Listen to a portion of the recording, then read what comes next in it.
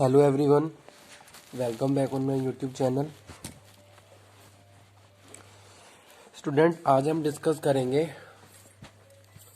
Fundamental of management में type of decision, जो कि हमारा मेन टॉपिक चल रहा है डिसीजन मेकिंग का। तो आज के टॉपिक में हम डिस्कस करेंगे टाइप्स ऑफ डिसीजन। ठीक है, तो स्टार्ट करते हैं हमारा आज का video lecture.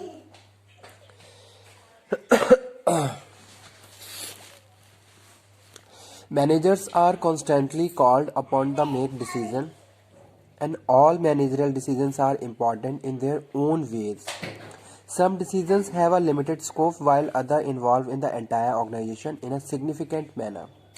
For better understanding of managerial decision, we may classify them as follows. ठीक है, so first of all we have to clear about the various type of decision according to the situation and according to the circumstances. ठीक है, तो organisation में हम क्या बात कर रहे हैं अभी, जो अलग अलग टाइप की सिचुएशंस और अलग अलग टाइप की जो भी सर्कमस्टेंसेस के बेसिस पे हम क्या करते हैं, डिसीजन मेकिंग करते हैं। तो वो यहाँ पे हम बात कर रहे हैं।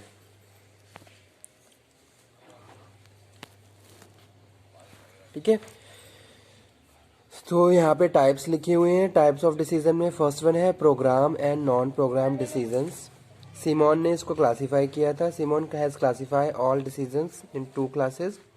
Programme decisions are normally a repetitive nature, ठीक है, and are taken within a broad policy structure.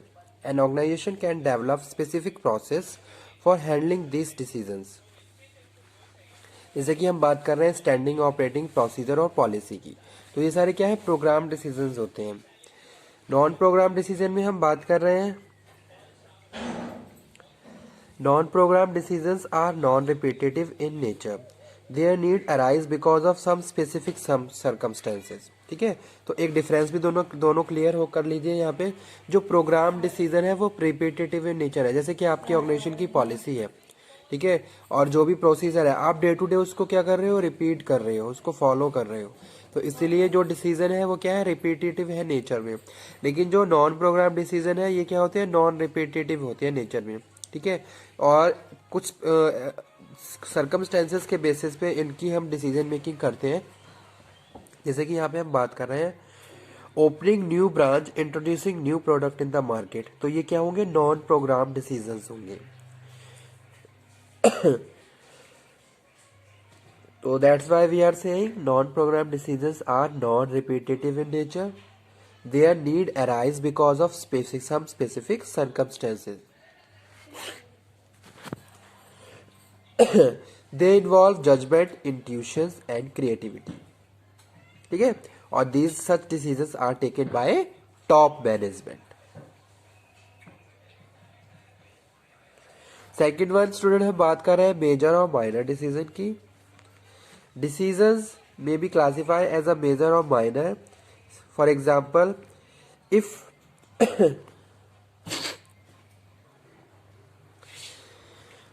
major decision, minor decision, if it relates to some purchase of big machine worth a lakh or rupees, it is major decision. ठीक है, अगर आप कोई बड़ी machine खरीद रहे हो, इसकी वर्थ बहुत ज़्यादा है, अबव टू 1 लाख है, तो इसको हम मेजर डिसीजन बोलते हैं। On the other hand, purchase fountain pen ink और a few ream of the paper are minor matters. ठीक है, तो इस तरीके से अगर आपको कोई स्टेशनरी खरीदनी है तो ये क्या है, माइनर डिसीजंस में आता है। तो वही यहाँ पे हम बात कर रहे हैं सॉरी। थर्ड वन है routine and strategic decision. Routine decisions are also known tactical decisions. They are taken in the context of day to day operations. ठीक है, तो उसको हम रूटीन डिसीजंस बोलते हैं। जो भी हम डे टू डे प्रैक्टिसेस, जो भी ऑपरेशन कर रहे हैं वो हमारे क्या है, रूटीन डिसीजन के अंदर आते हैं। They are not important, mostly they are repetitive natures and do not require much analysis and evaluation. ठीक है, तो ज़्यादा आपको वहाँ पे एनालिसिस और इवेल्युएशन करने की नहीं जरूरत नहीं है, तो उसको हम क्या बोल रहे हैं, रूटीन डिसीजन बोल रहे हैं। अब आ जाते हैं सेकेंडली स्ट्रेटेजिक डिसीजन पे। ठीक है, तो स्ट्रेटेजिक और basic decision relate to policy matter. ठीक है, जैसे कोई पॉलिसी अल्ट्रेशन है, अमेंडमेंट करना है, कुछ चेंजेस करने हैं, पॉलिसी फॉर्मुलेट करनी है, तो ये सारे हमारे क्या होंगे, किस तरीके से हम उसको फॉर्मुलेट करें और इम्प्लीमेंट करें, तो ये हमारे स्ट्रेटेजिक डिसीजन का पार्ट है, जो कि क्या होते हैं, नॉन रिपीटेटिव इन नेचर होते हैं। ऐसा नहीं होता है कि भाई आप बार बार पॉलिसी बना रहे हो, हर मंथ आपकी ऑर्गेनाइजेशन में पॉलिसी चेंज हो रही है, तो ये सारी इस तरीके की प्रैक्टिसेस नहीं होती हैं। एक बार आपने पॉलिसी को फॉर्मुलेट कर लिया तो आप लॉन्ग टाइम तक उसको फॉलो करोगे, ठीक है। तो इसलिए यहाँ पे हम बोल रहे हैं कि भाई ये क्या है, नॉन रिपीटेटिव इन नेचर है। These decisions are taken by the higher level of management after careful analysis and evaluation। यानी कि यहाँ पे क्या है, केयरफुली एनालिसिस और इवेल्युएशन की भी नीड रहेगी, और साथ के साथ जो टॉप मैनेजमेंट है वो इसमें इन्वॉल्व है।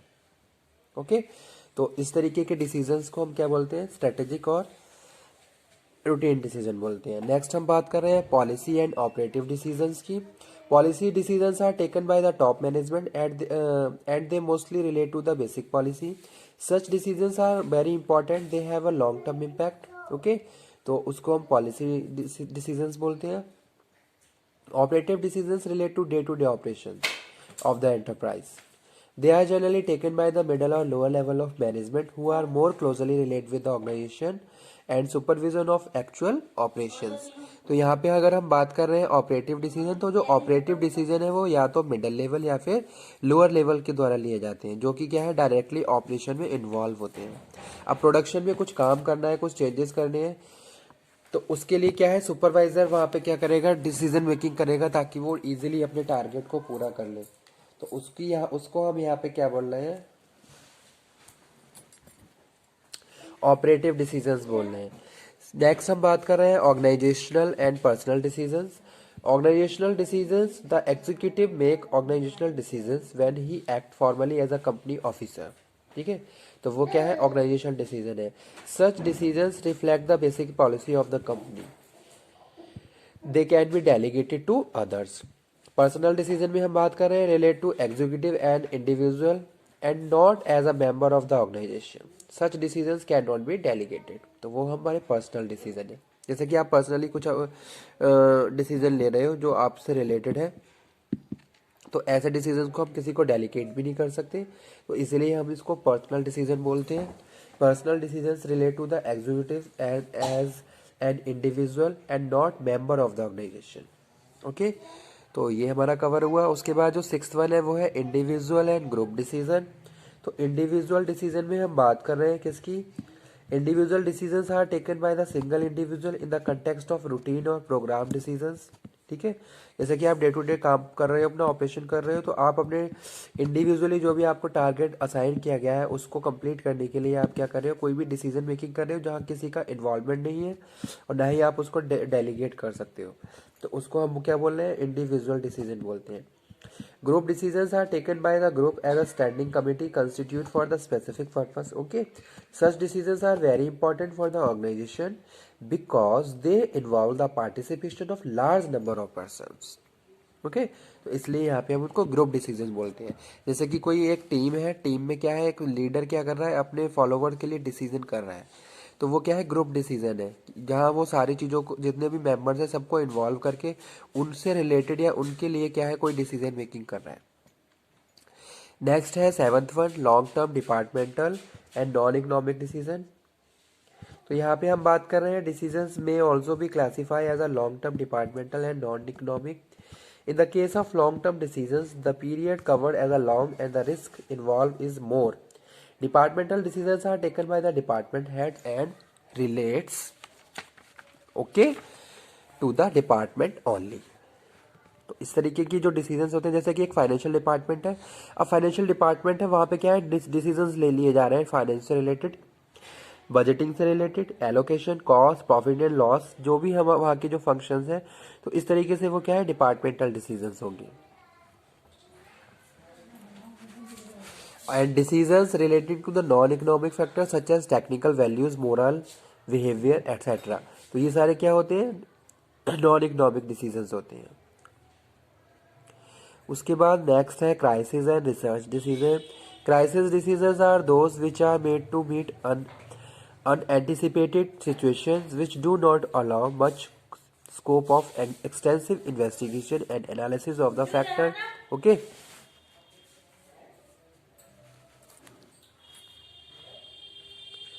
Research decisions are those which are made after a thorough analysis of pros and cons without the any pressure. तो उनको हम रिसर्च डिसीजन बोलते हैं। जैसे कि आपने क्या करा भाई, कोई रिसर्च करी, कोई भी प्रॉब्लम है उस पर रिसर्च करी, रिसर्च करने के बाद आपने क्या करा, डिसीजन मेकिंग करी। आपने पहले ये इवेल्युएट करा कि इसके क्या क्या बेनिफिट है, क्या क्या बेनिफिट नहीं है, उसके बाद फाइनली जाके आप क्या कर रहे हो, या फिर उसके क्या क्या प्रॉफिट है, क्या क्या उसका लॉस है, उसके बाद जाके आप डिसीजन मेकिंग कर रहे हो। तो इस तरीके के डिसीजन को हम रिसर्च डिसीजन बोलते हैं। ओके, और उसके बाद है last problem and opportunity decision. Problem decisions are concerned with resolving problem situation which have arisen and as anticipated or otherwise. On the other hand, opportunity decisions pertain to taking advantage of any opportunity for increased profit, growth, etc. Okay, तो उसको हम क्या बोलते हैं, opportunity decision बोलते हैं। यानी कि क्या है, the frequency of opportunity decision will depend on how far a manager is prepare to take risk. ठीक है, कि भाई हमारे पास कौन कौन सी अपॉर्चुनिटीज है और किसको हम उन अपॉर्चुनिटी को हम कैसे यूज कर सकते हैं। तो इस तरीके के डिसीजन, जैसे कि क्या है, एक एनालिसिस होती है, एनालिसिस करके हम क्या है, अपने हमारे पास हमारी क्या स्ट्रेंथ है, हमारी क्या क्या वीकनेसेस है, अपॉर्चुनिटी, यानी कि हम अपनी सिचुएशंस को फाइंड आउट करते हैं और उसके बेसिस पे फिर हम क्या करते हैं, ये देख लेते हैं कि अभी मार्केट में हमारे लिए ये अपॉर्चुनिटीज अवेलेबल है। उसके बेसिस पे हम क्या करते हैं, डिसीजन मेकिंग करते हैं। तो वो क्या है, अपॉर्चुनिटी डिसीजन है। ठीक है, तो हमारा ये टॉपिक पूरा हुआ, टाइप्स ऑफ डिसीजंस। उसके बाद स्टूडेंट मैं यहाँ पे बात कर रहा हूँ किसकी, technique use for decision making. तो यहाँ पे मैंने टेक्निक्स की बात करी है कि भी ऑर्गेनाइजेशन में कौन कौन सी टेक्निक्स यूज की जाती हैं डिसीजन मेकिंग के लिए। अगर मैनेजर की बात करें, टॉप लेवल मैनेजमेंट की बात करें, तो डे टू डे एक्टिविटी को फॉलो करने के लिए वो डिसीजन मेकिंग करते हैं। और डिसीजन मेकिंग के लिए कौन कौन सी टेक्निक्स को यूज़ करते हैं, तो वो यहाँ पे हम डिस्कस करेंगे। जैसे कि यहाँ पे मेंशन किया गया है marginal analysis, financial analysis, break even analysis, new method of decision making, break even analysis, 2 time लिख दिया गया है, ब्रेक इवन एनालिसिस और ब्रेन स्टॉर्मिंग।